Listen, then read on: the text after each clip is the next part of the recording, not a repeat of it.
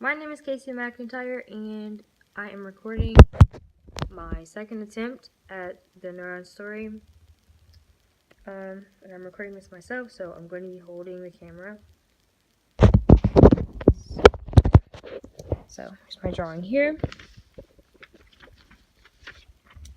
So, an event happens in cell A where the neurotransmitter is released into the synapse of cell B. So this is cell B.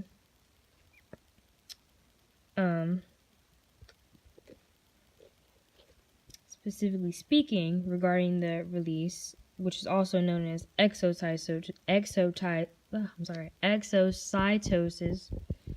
the synaptic vessels from cell A, which are located on the buttons of the axon branch of cell A, they bind to the presynaptic membrane when they split open, causing an opening in the presynaptic membrane. So, this here is the presynaptic membrane. So, due to this release, this causes the opening. So once they're opened, these are the little neurotransmitters. This is the synapse here. So they're released into the synapse, and they can bind to the ionotrophic receptors on the postsynaptic membrane. This here is a postsynaptic membrane in a key lock fashion. So when the receptor is opened, sodium is allowed into the cell because of osmosis, and here I've drawn how it relatively looks because there's more potassium on the inside of the cell, and there's more sodium and chloride on the outside and less potassium on the outside. So sodium is allowed into the cell. This is sodium due to osmosis and electrostatic pressure because there are more sodium ions on the outside than on the inside. And also the inside of the cell has more of a relatively negative electric charge, which causes the attraction. And the difference of concentrations and movements of these three key ions of potassium, sodium, and chloride, they are measured with oscilloscopes. And here is my oscilloscope drawing here. Oh no, focus. There we go. So, at resting membrane potential, it will be negative 70 millivolts. And if the neurotransmitter binds to the receptor binding site and it opens, this is what, it will show this slight bump here. This rise represents an EPSP, or depolarization, which is more positivity due to the sodium entering the cell.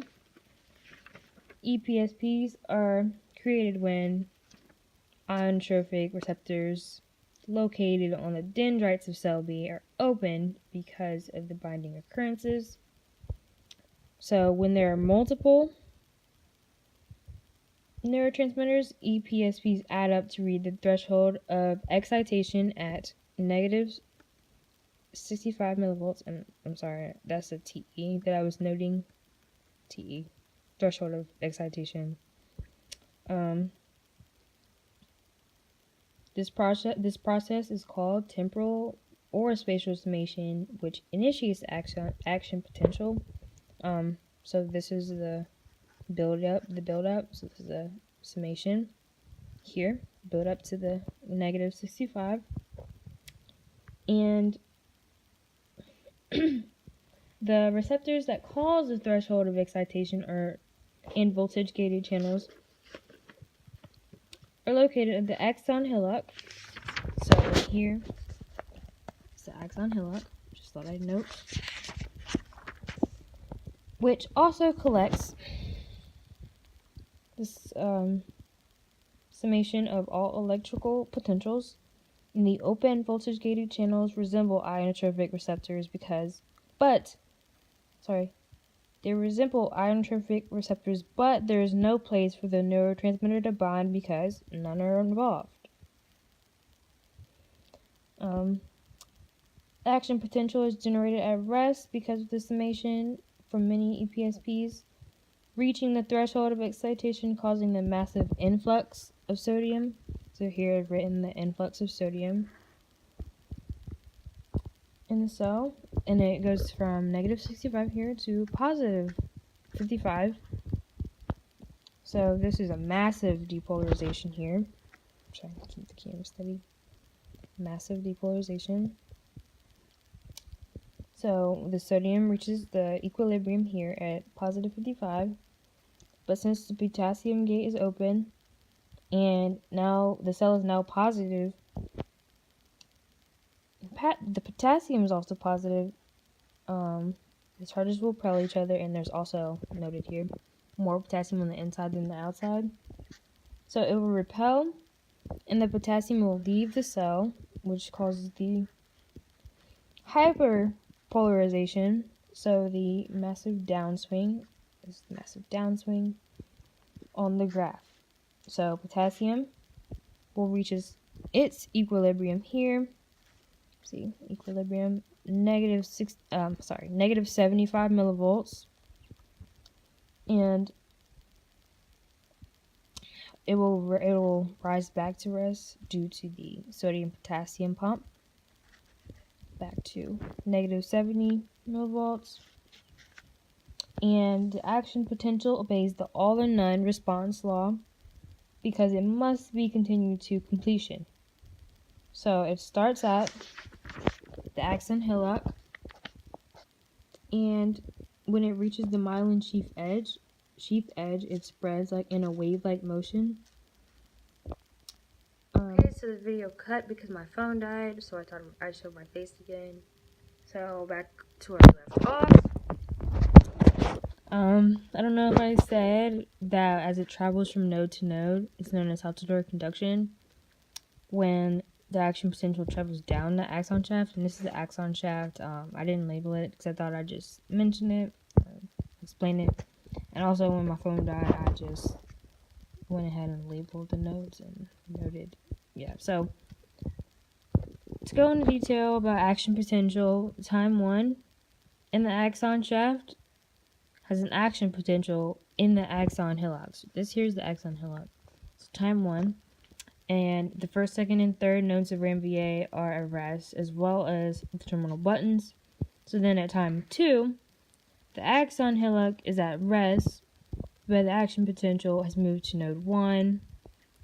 And at time 3, the action potential has moved to node 2. And at, time 4, I don't know about time 4, but yeah, so once it gets to node 3, it just goes back. Like, those will be at rest, and then when it goes to the terminal buttons, it interacts with calcium so that synaptic vessels from cell B bind to the inside of presynaptic membrane. So here we go again. So this is cell B, similar to cell A because the dendritic buttons. So this will be the same drawing with the pre and post synaptic membrane as well as the synapse. Here's a synapse in here. So back to what I was saying. So this is where the synaptic vesicles. It interacts with calcium so that the synaptic vesicles in cell B bind to the inside of the presynaptic membrane, and this is where the synaptic vesicles split open. This is a synaptic vesicle here. I could have drawn another one so you could see, but that's one of them. So this is where it splits open,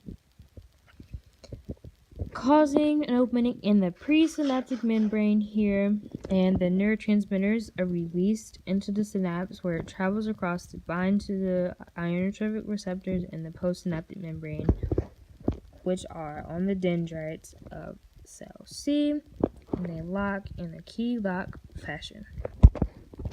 And that is the end of my neuron story.